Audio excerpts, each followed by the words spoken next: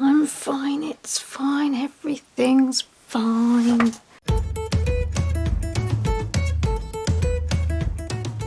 Over the last few months, a few of you have contacted me to ask how things are going with the business pivot that started in September of last year, specifically how we're getting on with the running a business with homeschooling. And I haven't answered the question because I didn't know how to. I'd only just started, so there wasn't enough to say. It was more of a, if I was going to respond, it would have been with a twitchy eye and scream, because that's kind of all I had. But 6 months in, I think I can answer that question a bit more. So I'm going to. For those who are new here, hello, my name is Kim. This is the Coffee and Craft chat. It used to be the podcast, it's not anymore, but habits are hard to break. I have my coffee. I have a craft. Some craft. Some of you might recognise this. It's a piece of embroidery that I stitched up, and I put the design on some cups, which I don't sell anymore, by the by. But the design has been hanging up in my office for a little while, and then it came down again, and my daughter would like it in her room, which is really sweet. But she wanted it on a different embroidery hoop. It was on one of those plastic wood effect ones, and she wanted it on a lighter frame. So that is what I'm doing at the moment. I'm going to stitch the back so that it just folds in, and then she can have it in her room. And if you would like to make your own, I make the stick and stitch patches with these designs on, just saying, because I'm trying to get into the habit of promoting my stuff a bit more on this channel. So yes, it's been 6 months since life decided to play silly buggers with my life at the time. I was working, I guess, full-time. My daughter was at school, so basically every weekday while she was at school, I was working, which, if that's not your definition of full-time, it certainly felt like it. And all was going well. All was going smoothly. Very good, very nice. Until it wasn't. And we realised that, for reasons I don't really want to go into because obviously it's private, we decided we were going to homeschool my daughter. So, sometimes when I try and think of words to describe how I feel about something, all that I hear is me in my head going, ah! That's fairly apt for how I felt last autumn. It was carnage.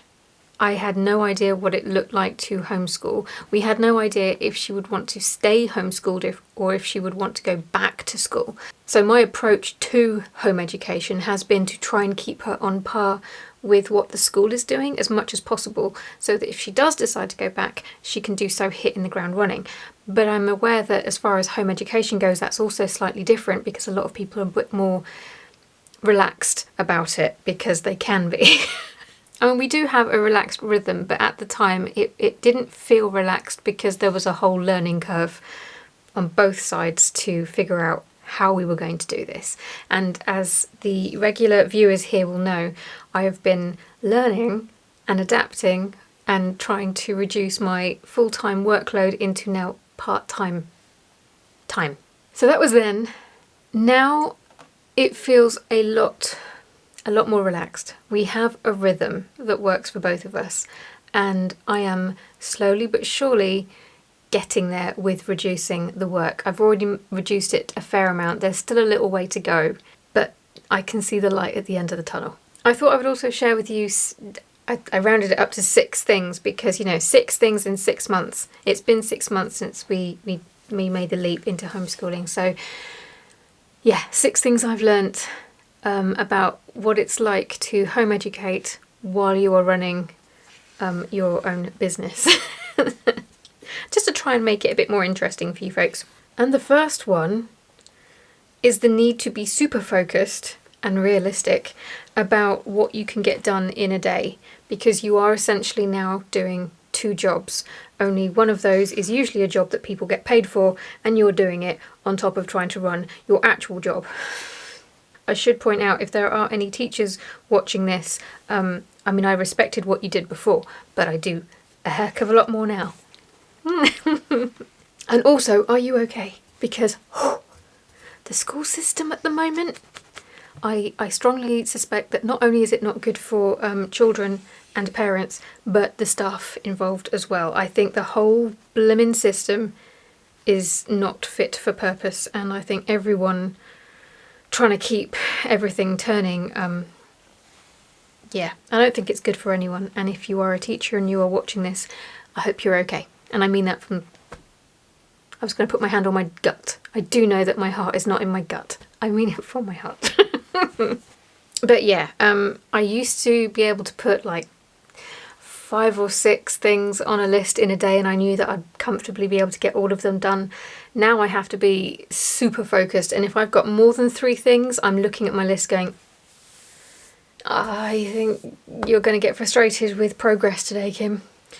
Because it usually goes, I have a chunk of time in the morning where I can do something. Then we sit down and we do our first lesson. Then I have another chunk of time just before lunch, and then after lunch we do our second lesson of the day, and then I have a chunk of time after the second lesson before Dan gets home, and I can't get any work done when the house is full of people and things. So, and it's also the evening by that point, so I shouldn't be working anyway, she says. I was working last night, but yesterday was this whole week, the last few weeks have been a bit busy. So yeah, 3 things. I try and keep my list to 3 things, and the morning is usually kept for the smaller admin style tasks because I'm not a morning person, and I like to be slow in the morning. I'm not going to have the energy to really focus on anything big. So yeah, it's the smaller admin tasks that get done in the morning. Seems to work well. For example, right now, as I talk to you, we are in the middle chunk of work time in my day. So we'll be doing biology again once I've finished filming this video, and then after that I'm going to do some sewing back there. I've got a project bag on the go, and it's very spring themed. I've got a few patches, and I thought it would be fun to make some spring themed bags with these patches, this being one of them. So that's the first thing I learnt. I need to be really strict with myself and really realistic about what I can and can't achieve in a day. So my to-do list has to reflect that, and I don't let myself put any more than 3 big-ish things on the to-do list. The other thing that I learned, and this was the hardest lesson for me to learn, and the thing that I struggled with the most at the beginning, as many of you will know, I need to streamline the business as much as possible, which is easy to say.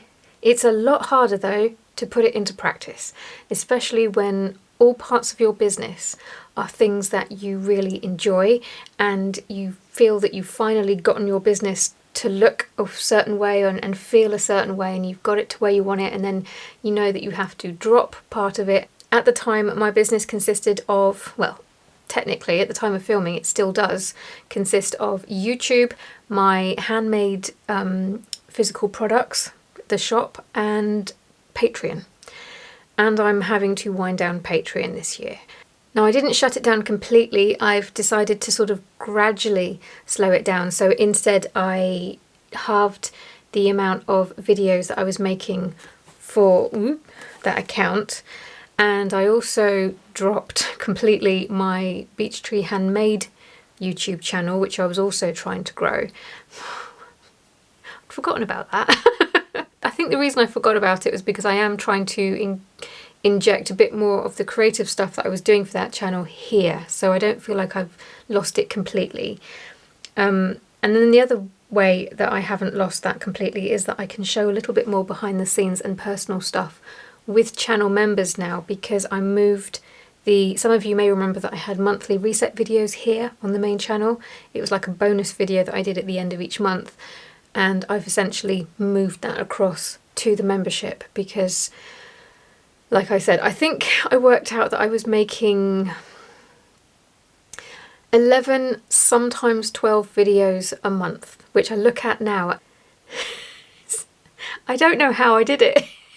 I really don't. But I was, and I do remember it was a lot, even though I had a lot more time to do it in. I do remember thinking, ooh, this is a bit much. I might be pushing myself a bit too much. Well, guess what? Life came in and did that for me. Thank you. So now I'm making currently about 7 a month, and I still need to reduce it further.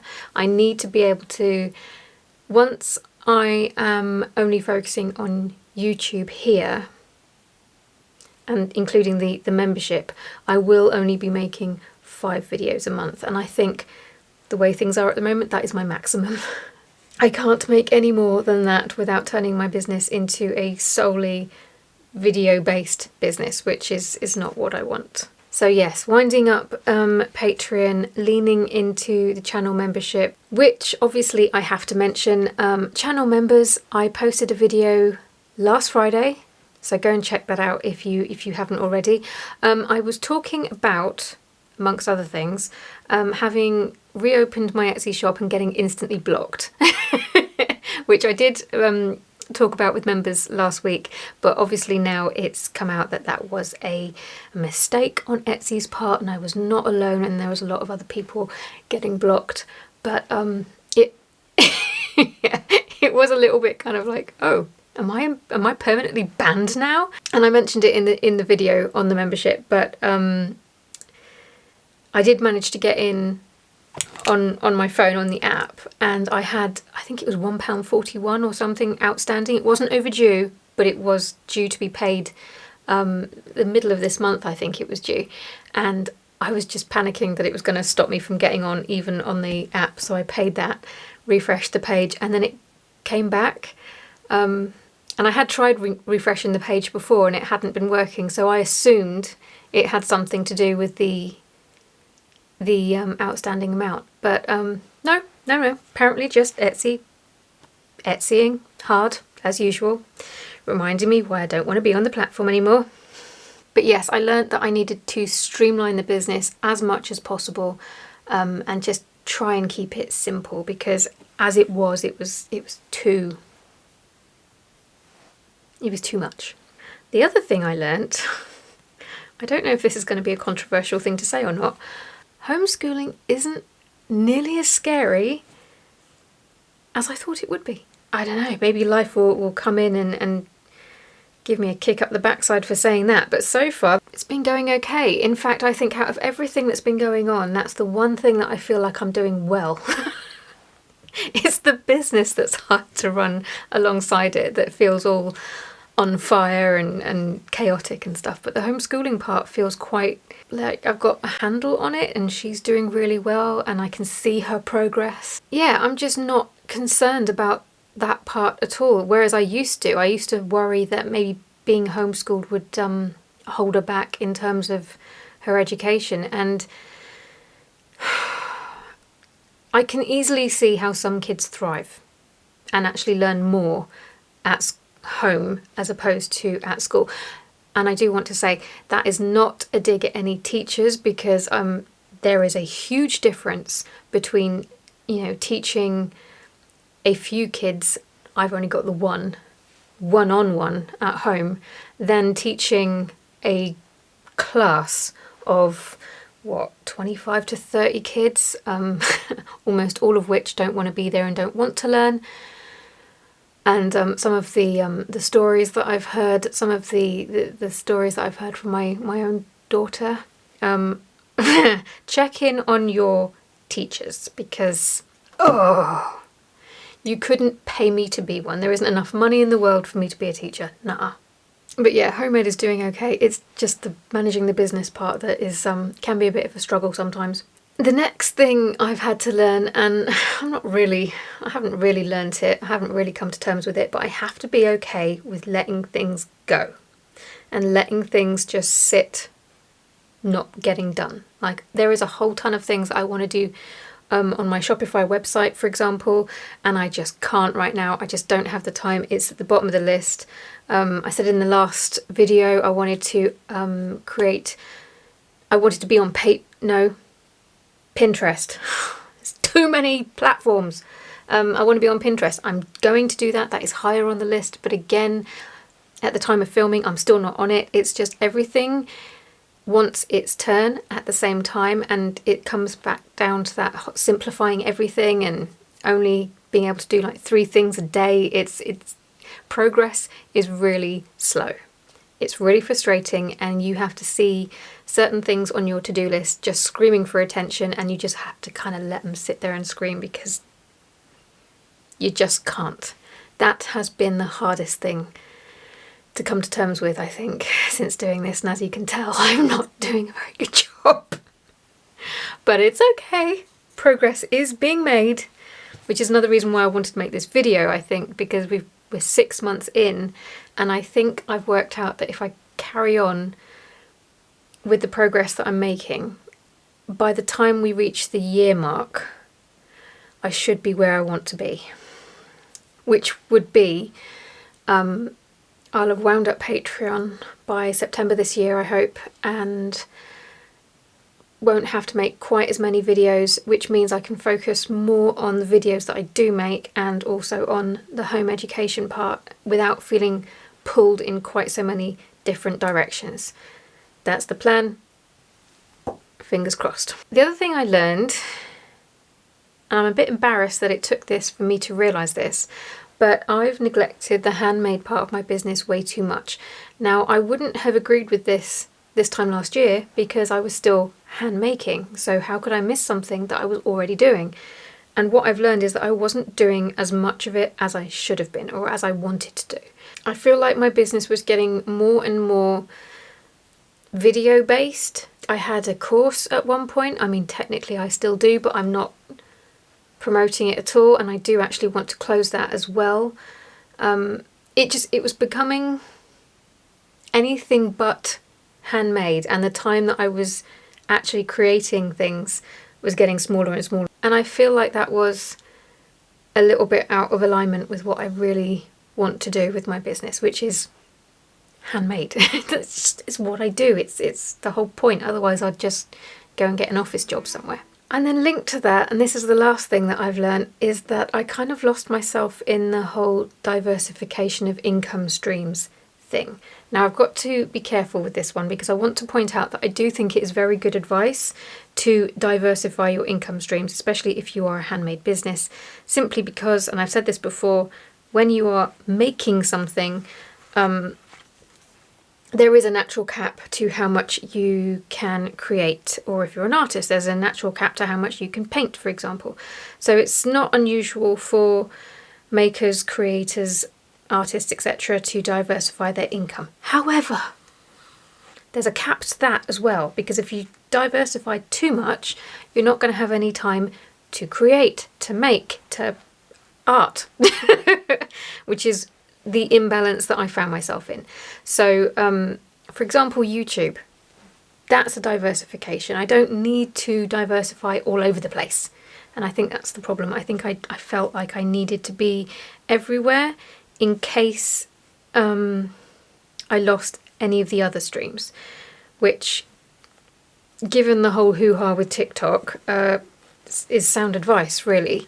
Yeah, I think looking back, I took it a little bit too far. So, I like the plan to focus on the handmade physical part of the business and YouTube and leave it there. I'm not going to lie, it does make me feel a little bit wobbly.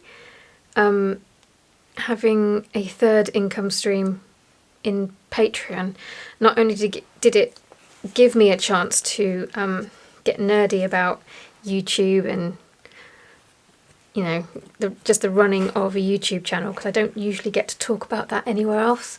It was also nice to know that I had another income stream, and it just helped keep my monthly income a little bit more steady. Even when one was like in a trough, there was something else that was peaking, and so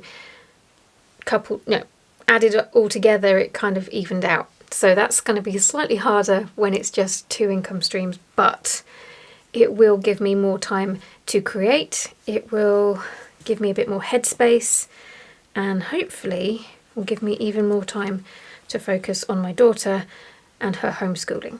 Like I said, there's still work to be done, but I am getting there, and I am hoping, I almost don't want to say this because I don't want to jinx it, but I am hoping that by September this year, which will be a full year since we made the leap, I will be in a position where I can say I am there.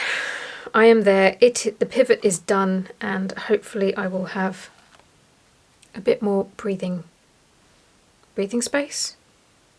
I think that is right. That is the right phrase. If it isn't, I've just made one up. There you go. That should keep my daughter happy. Well, I say that, I've now got to go and bother her, and we're going to do biology. So for everybody who's asked me over the last few months, I'm sorry if I ignored you. It's just that I really didn't know what to say, and I got a little bit stressed out whenever anybody asked, because I was worried about not doing a good job and I didn't know how I was doing, and that worried me, not knowing if we were doing okay or not. Whereas 6 months in, I feel like, yeah, actually, we're doing more than okay. She's doing okay. And if we need to keep on doing this for the foreseeable, it will be okay. Unless, of course, she decides to go back to school just at the point that I finish pivoting the business so that I have more room for homeschooling. That's also a possibility, but I'm not going to think about that now. That would be a bit of a joke from the universe, wouldn't it? So I appreciate that was a very waffly one. I really wasn't sure how to attack this topic this week, because it was also getting a little bit personal, a bit more personal than usual. So I hope you'll excuse the waffle. Now, I did mention the membership, and I wouldn't be doing a good job if I didn't remind everybody that I have a membership here on the channel. It's $1.99 a month. That's the lowest amount that YouTube will let me put the membership at, and everybody gets the exact same thing. There's a video that just went up last week. I post a video just for the channel members every month, and I'm also posting members only shorts as well, where I talk about other stuff that just pop into my brain. So if you were thinking about joining, it would be lovely to see you over there. There's a link in the description of this video. In every video I put descriptions, because there is a join button, but YouTube like to move it around dependent on the device that you're using. So when in doubt, description box. That's what I found. And it's actually quite cold. So I'm going to go and finish this coffee, try and figure out if I like it or not. And I will see you again next week. Ta-ra.